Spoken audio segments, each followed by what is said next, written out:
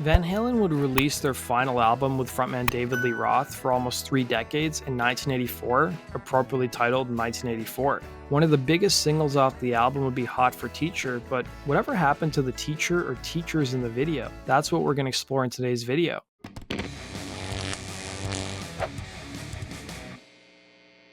The YouTube channel Grunge released a video a few years back about whatever happened to the woman from the Van Halen Hot for Teacher video. But they got something completely wrong. There's actually 2 women who play the teacher, not one, something we'll talk about a little later in this video. Formed in the mid-70s, Van Halen would go on to become one of the most successful rock bands in history, despite having several different frontmen. The classic lineup consisted of guitarist Eddie Van Halen, his brother Alex on drums, bassist Michael Anthony, and frontman David Lee Roth. Creative differences led to Roth eventually leaving the group in 1985, but 1 year prior, the band would put out their final album with Roth for almost 3 decades, titled 1984. The album spawned several huge singles, including Panama, their first and only #1 hit on the pop charts, Jump, and today's topic, Hot for Teacher. By the early 80s, MTV became a new avenue for artists to sell their music through videos. Some bands took it one step further, making outlandish and over-the-top music videos, which Van Halen did. Bassist Michael Anthony would reveal in the book I Want My MTV, the Van Halen approach to videos was like, this is the party, you're in our living room, come on in and join the party. The original director for Hot for Teacher was fired by the band as they weren't happy with the initial footage. They soon hired a fellow named Pete Angelus, who along with frontman David Lee Roth directed the video. Angelus had the idea to get children to represent the 4 band members when they were in grade school. And by his own admission, the kids soon started to mimic the members of Van Halen they were portraying. It was weird, like the little Alex became argumentative and difficult to find on set, the little Edward became shy, and of course the little Dave started running his mouth. The video opens with the protagonist named Waldo, a kid who's voiced by SNL and The Simpsons actor Phil Hartman. Waldo is a weird kid who's an outsider who doesn't really fit in. And while the video shows what happens to the kids later on in life, it's not fully clear what comes of Waldo, although it's insinuated he becomes a pimp. The video is also notable because the members of Van Halen would do a choreographed number that was taught to them by one of the dancers from Michael Jackson's Beat It video. If you watch closely, you can see the band's drummer Alex Van Halen is about half a beat behind everyone else. And of course, we get to the most memorable part of the video, the teachers. But for the longest time, it was unknown who the teacher's identity was. It was rumored at one point that hockey player Wayne Gretzky's wife Janet Jones was the teacher in the video, but that wasn't true. It came out years ago that the woman who starred in the Hot for Teacher video was Lillian Mueller, but there's a twist. There's actually 2 teachers in the video. So who's the other woman, you're maybe asking? Well, it's a Canadian woman named Donna Rupert, who was interviewed in the book I Want My MTV. She would say the following: "This is something that nobody knows. There are 2 girls, 2 blonde teachers in the video. I was the one wearing a tiara and dancing with David Lee Roth. There's a second girl who drops to her knees on the desk wearing a wife beater and does the stripper dancing. That wasn't me. But it transitions so quickly to me again, so you think it's me through the whole thing." Rupert would claim she was paid about $2,500 for appearing in the video, and she would play the chemistry teacher while Mueller would play the phys ed teacher. Let's talk about these women's stories. Rupert was the runner-up in the Miss Canada pageant in 1981 and had a successful career in modeling, moving to LA in the 80s.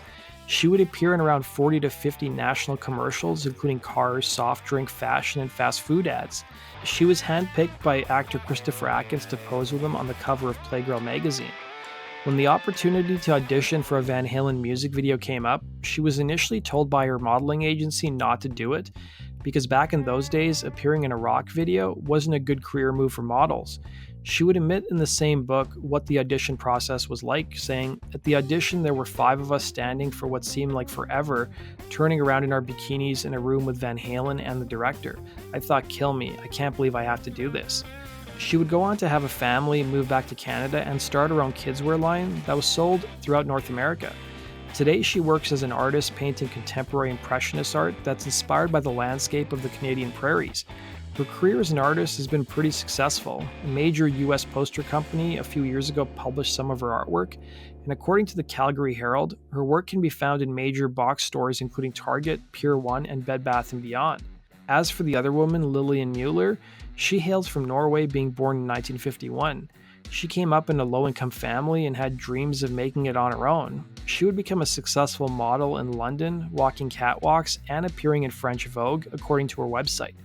Men's magazine Playboy discovered her, and she was the Playmate of the Year in 1976 and appeared almost 30 times in the magazine throughout her career, gracing the cover 9 times from 1976 to 1999.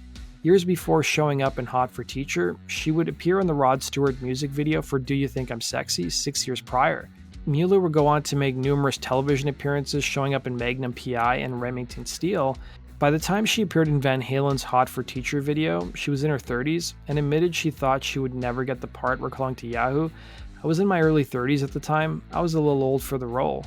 Mueller would claim she never got romantically involved with any of the members of Van Halen, but did admit to casual relationships with Tom Selleck and Hugh Hefner. She would be engaged several times throughout her life, but never got married, although she would have a daughter who's currently attending college. In her later years, she would end up going back to Norway and appearing in numerous television shows in her homeland, and has been vocal about her lifestyle choices, including being a vegetarian since she was in her early 20s, and she's since become a published author, a public speaker, covering topics including health, fitness, beauty, and anti-aging. In 2010, the animal rights organization PETA named her the sexiest vegetarian over 50, and now in her 70s, she's not appearing in any new music videos, but does do ads for the AARP. A few years ago, comedian David Spade would tell radio host Howard Stern that he dated the teacher in the Hot for Teacher video, but it wasn't clear which woman he actually dated. Here's what he had to say. David dated the Hot for Teacher girl from the Van Halen video. She was unbelievable. This is big news to me. Do you ever go on the internet and watch the Van Halen video just to remind yourself? No, I'm so mad at myself that I messed it up. The two of you were lovers for a short period of time? Yeah, I guess that's a gross way to put it. Well, I'm trying to put it in a classy way. But I was like a little pipsqueak from AZ. But I was always shocked that she was so nice and liked me. And she actually liked me. You know what's troubling about being not 6'4"? How tall are you? I'm 6'4" or 5. Yeah. 6'5". 6'5". Robin knows. She tracks She this. shakes her head. But it's really profiling when people see me because they know they can take me. Yeah. So I remember, this happens all the time when you're with a girl. Like I was with her once at a bar and a guy stepped between us and started talking to her. Yeah. And I was sitting there having a drink and I go, "Is this guy joking?" Right. And then she goes, "Oh, I'm with him." And he goes, "Yeah, okay." And she goes, "I am." And he goes, "Well, you're going to be with me now." And I was like, "Now see here, sir." Well, you want to know something? Randy Skinner, who worked for Van Halen's label Warner, recalled seeing the filming of the video and thinking it would never make it on MTV. The video would, of course, make the network, but caused several controversies. TV show host Phil Donahue would single out the video, claiming it was having a harmful effect on America's youth.